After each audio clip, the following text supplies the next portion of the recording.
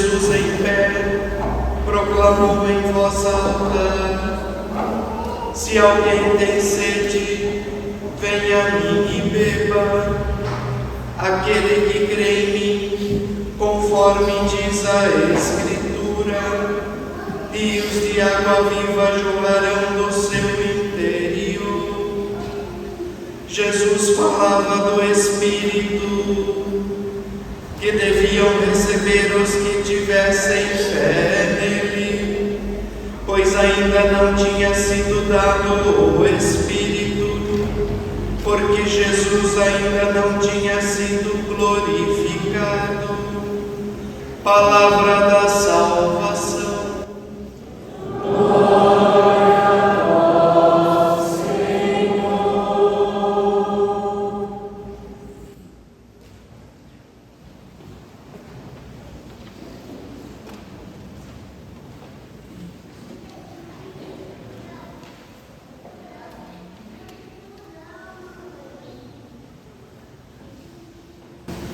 Caros fiéis, pela liturgia entramos na sala do cenáculo e participamos da cena retratada nesta pintura que nos acompanha durante a novena do Espírito Santo. Chegamos ao 9º dia, com Maria e os 12 apóstolos, permanecemos reunidos na sala do cenáculo. Pela liturgia ingressamos nesta sala onde o Espírito Santo foi derramado sobre os apóstolos, e revestidos pelo Espírito Santo como eles, queremos sair pelo mundo e anunciar que Jesus está vivo, que o Senhor ressuscitou, que Jesus Cristo, o nosso Salvador, venceu o pecado e a morte. Durante estes dias, em comunhão com a Igreja espalhada pelo mundo, rezamos conforme a orientação do Papa Leão XIII, Leão XIII mesmo, não é o 13, que pediu que em todas as comunidades paroquiais, por ocasião da solenidade de Pentecostes, fosse celebrada a novena do Espírito Santo. Vivemos durante estes dias a novena, celebrando a Santa Missa e meditando sobre a presença do Espírito Santo na história da salvação. Nós, em primeiro lugar, contemplamos a presença do Espírito Santo na história da salvação, considerando textos do Antigo Testamento. No primeiro dia, recorremos ao livro do Gênesis, que descreve o relato da criação, que o Espírito pairava sobre as águas. Na tradução da Bíblia de Jerusalém, o autor sagrado apresenta o Espírito Santo, que é o sopro de Deus que agita a superfície da água. O Espírito Santo é dinâmico. Vimos que o Espírito Santo de Deus, ele é criativo. Embora nós atribuamos ao Pai a missão de criar, na missão criadora do Pai está presente o Espírito e o Filho. Portanto, o Espírito Santo, ele cria. O Espírito Santo faz nova todas as coisas. E pedimos durante estes dias que o Espírito Santo fizesse nova todas as coisas. E a renovação que nós pedimos ao Espírito Santo foi, sobretudo, a renovação da própria vida. Pedimos ao Espírito Santo que ele renovasse as nossas forças, que o Espírito Santo renovasse a nossa fé, para que nós, renovados pelo Espírito Santo, possamos percorrer o caminho que nos conduz às alegrias dos céus. Ainda no Antigo Testamento, no livro do Gênesis, visualizamos o Espírito Santo simbolizado pela pomba que trouxe no seu bico o ramo de oliveira, a pomba que fora solta por Noé, o dilúvio que visa a purificação da humanidade, o Espírito Santo de Deus, simbolizado pela pomba, trouxe no seu bico um ramo de oliveira, simbolizando os sacramentos. Nós somos purificados, santificados, nós somos curados pelos sacramentos. É o Espírito Santo de Deus. O Padre impõe as mãos sobre as espécies do pão e do vinho e pede ao Espírito Santo que santifique o pão e o vinho, tornando-nos o corpo e o sangue de nosso Senhor. E a Eucaristia é alimento e remédio. É o Espírito Santo nos alimentando pela Santa Eucaristia, é o Espírito Santo nos curando pela Santa Eucaristia.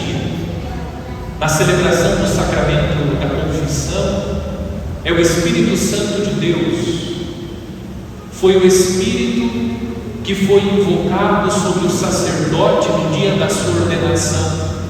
O bispo pede a efusão do Espírito Santo, conferindo o sacramento da ordem, para que o sacerdote, agindo na pessoa de Cristo, possa absolver os pecadores arrependidos.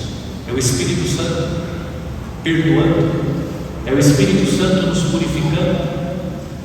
Também o Espírito Santo presente no batismo, presente na crisma, presente na unção dos enfermos, o óleo. A pomba traz no bico o ramo de oliveira. É da oliveira que vem o azeite, e do azeite que a igreja utiliza, que a igreja abençoa e consagra, nós recebemos esses sacramentos. Somos santificados, é o Espírito Santo de Deus. Ainda no Antigo Testamento, a sarça que ardia, mas não se consumia. Entramos no livro do Êxodo. O encontro de Moisés com Deus na sarça ardente, o fogo, é o fogo do amor de Deus. Inclusive citamos na meditação Santo Agostinho, que no tratado sobre a Santíssima Trindade diz que o Pai é o amante, o Filho é o amado e o Espírito Santo é o amor. O Espírito Santo é este amor de Deus, este amor que arde, esse amor que arde, mas não nos consome, esse amor que queima, mas não nos consome.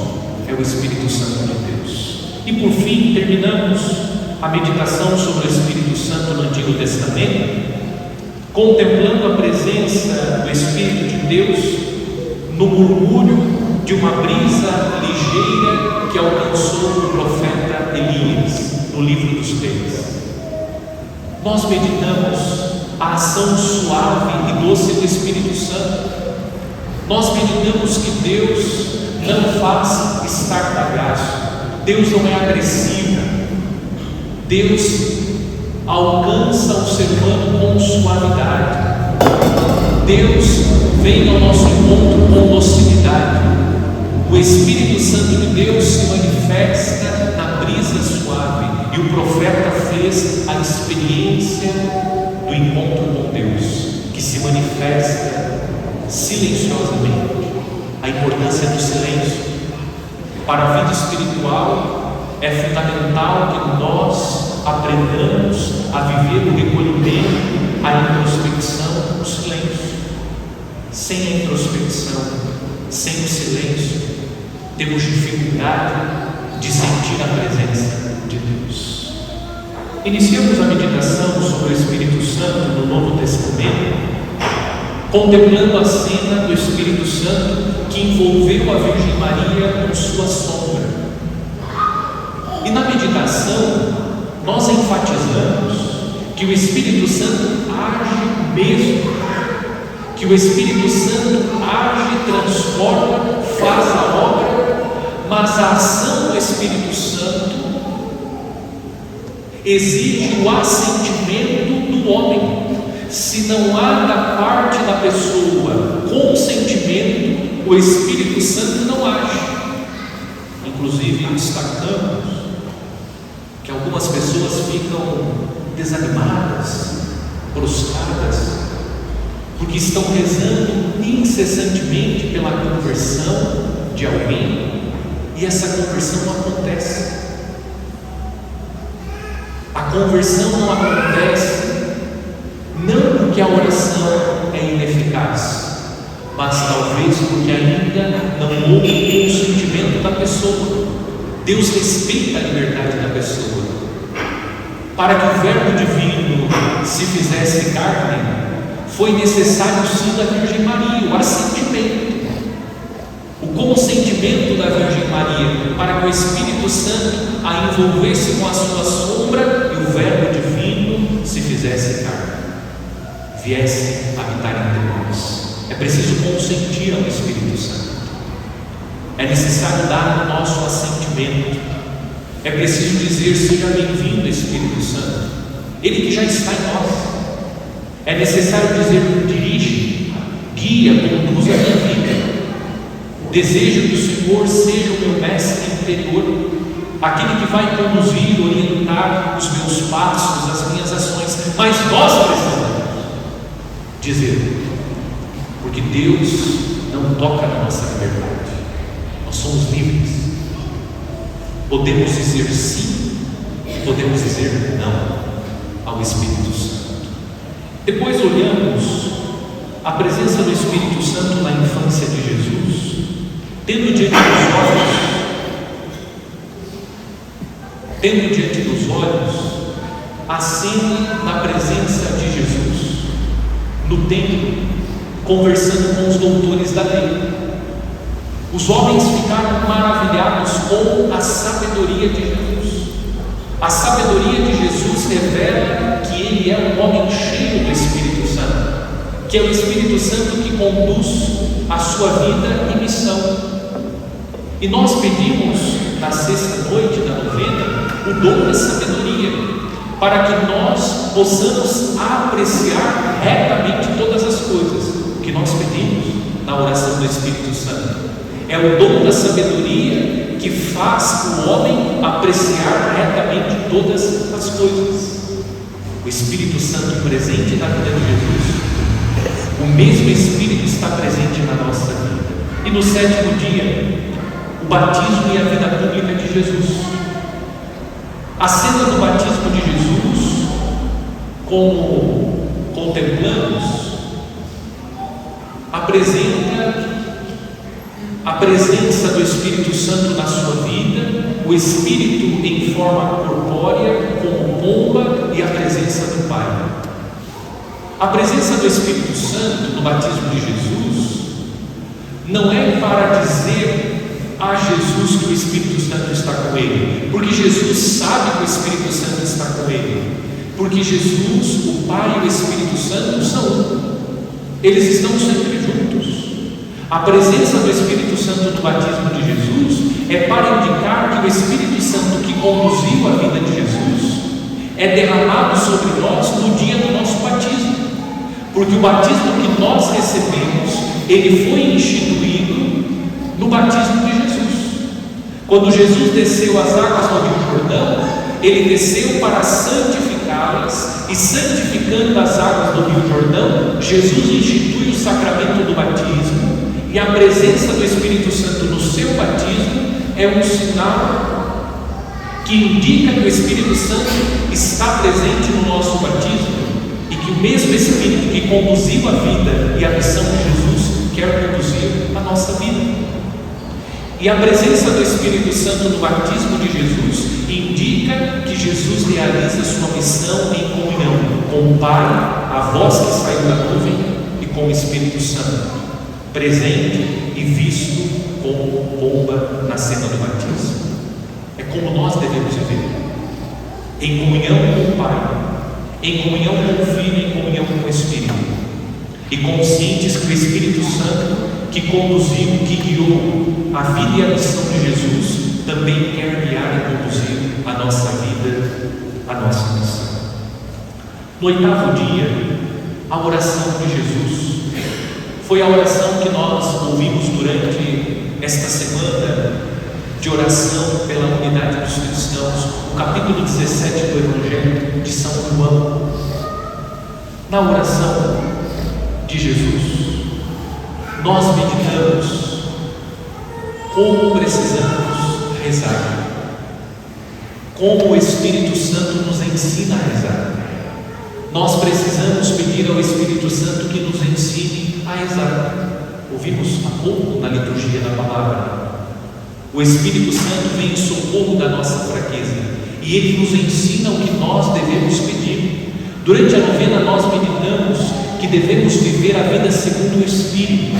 E em síntese, viver a vida segundo o Espírito é viver a vida submetendo a nossa vontade à vontade de Deus, deixando de viver segundo as nossas vontades egoístas para viver segundo a vontade de Deus. E quem nos dá a graça para que nós possamos sujeitar a nossa vontade à vontade de Deus?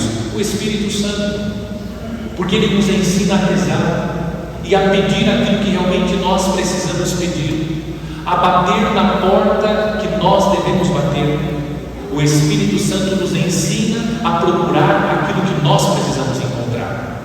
Não é aquilo que nós queremos encontrar, não é na porta que nós queremos bater, não é encontrar aquilo que nós estamos procurando, é bater na porta que Deus deseja que nós batamos, é procurar aquilo que Deus deseja que nós encontremos, é viver segundo o Espírito, e é o Espírito que nos ensina a rezar. E hoje, no 9º dia, o tema proposto é Pentecostes.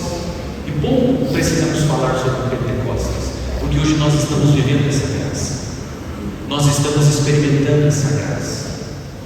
Os textos da liturgia da palavra são textos que nos preparam para este grande acontecimento da vida da igreja, o derramamento do Espírito Santo. O texto do livro do Gênesis, a confusão das línguas. Um povo que vive movido pelo Espírito, o Espírito do egoísmo. É um povo que não se entende, é um povo que não se compreende. Nós veremos amanhã os apóstolos que recebem o Espírito Santo, eles se entendem, as pessoas compreendem o que os apóstolos estão pregando. O Espírito Santo nos conduz à comunhão, à unidade. O texto do Evangelho se refere à festa das tendas, ou festa dos tabernáculos, que é uma das grandes festas do calendário litúrgico judaico. O que os judeus comemoravam na festa das tendas? Os judeus comemoravam o período que eles viveram em tendas no deserto. O povo judeu permaneceu, antes de entrar na terra prometida, 40 anos no deserto. E durante o deserto, o povo percebeu e contemplou a presença atuante e viva de Deus na sua história. Entre os sinais que indicam a presença viva e atuante de Deus na história do povo de Israel, é a água que jorrou da rocha que foi ferida por Moisés. Por isso Jesus no Evangelho diz: se alguém tem sede, venha a mim e beba. Porque aquela água que fora dada para o povo no deserto não foi capaz de saciar a verdadeira sede do homem, que é a sede de vida eterna. Só Jesus pode saciar a fome e a sede do homem, a fome e a sede de vida eterna, a fome e a sede de felicidade, de alegria. Somente Jesus.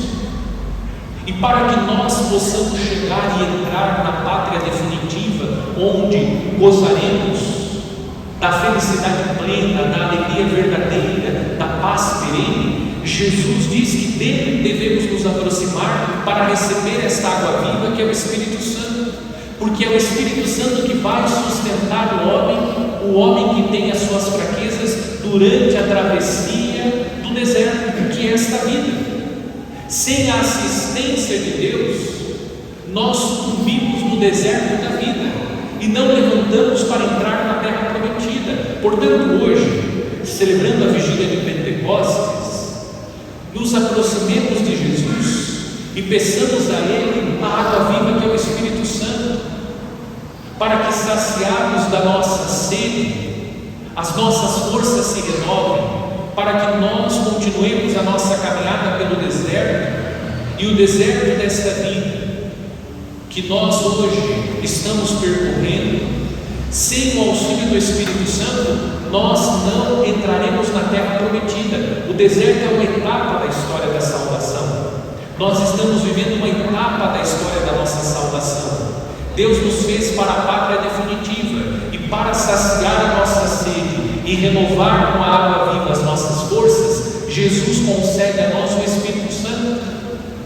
Se você está se sentindo fraco, cansado, desanimado, querendo desistir, revoltado com Deus e o mundo, existe uma água viva que pode renovar as suas forças. Existe uma água viva que vai devolver a alegria. Existe uma água viva que fará pairar sobre o seu coração a paz. Existe uma água viva que te dará sabedoria, discernimento. Existe uma água viva que te dará a serenidade, a tranquilidade, para que você atravesse o deserto da vida. Às vezes nós somos como Agar. Se lembram de Agar? Aquela que gerou o filho de Abraão e depois foi dispensada. Agar estava envolvida pelo seu sofrimento. Agar e seu filho estavam morrendo de sede no deserto. O poço estava do lado de Agar e ela não enxergava isso.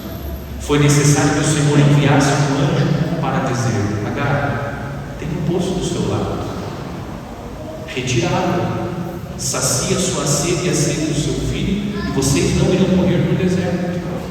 Nós temos um poço, e talvez nós estejamos morrendo de sede, estejamos definhando no deserto dessa vida, porque não estamos conseguindo enxergar, ou pior, não estamos querendo enxergar o poço da água viva que joga do lado aberto de Jesus na cruz para saciar a nossa sede. Se você tem sede, se você precisa dessa água viva, busque essa água viva, porque a fonte é inesgotável. A fonte é inesgotável. Ela está jorrando 24 horas por dia, todos os dias da semana, todos os dias do mês, todos os meses do ano. Essa água viva está jorrando, e essa água viva é o Espírito Santo. Busquemos, irmãos e irmãs, saciar a nossa sede de água viva em Jesus, que nos dá o Espírito Santo, porque sem o Espírito Santo, cantaremos amanhã na sequência de Pentecostes, sem a luz que acode, nada o homem pode. Vamos sucumbir no deserto da vida, mas se recorremos ao Espírito Santo, tudo aquilo que para nós é impossível, tudo aquilo que para nós é improvável, tudo aquilo que não está ao nosso alcance pelas nossas forças, Deus virá em auxílio da nossa fraqueza, e Ele nos sustentará, Ele nos capacitará, Ele nos dará força, ânimo, coragem, fé, para passar, para suportar tudo aquilo que precisamos passar e suportar no deserto desta vida. Recorra a Ele e sacia a sua sede, sacia a sua sede no lado aberto de Jesus. Joga esta água viva que é o Espírito